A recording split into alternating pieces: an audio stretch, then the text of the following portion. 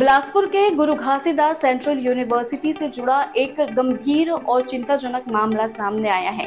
University के law विभाग के स्टूडेंट आयुष यादव ने आत्महत्या का प्रयास करते हुए खुद पर पेट्रोल डालकर खुद को आग के हवाले कर दिया, जिससे वो बुरी तरह झुलस गया। छात्र को इलाज के लिए अस्पताल में भर्ती कराया गया है। पीड़ित लॉ सेकेंड ईयर में पढ़ता है। घटना 15 जनवरी की बताई जा रही है। छात्र उत्तर प्रदेश के प्रयागराज का निवासी था और पढ़ाई के दौरान यूनिवर्सिटी के बाहर में एक प्राइवेट हॉस्टल में रह रहा था, जबकि उसके पिता प्रमोद यादव बीएसएफ में हैं और त्रिपुरा में सेवाएं दे रहे हैं। पीड़ित युवक के परिजनों को घटना की जानकारी दे दी गई है।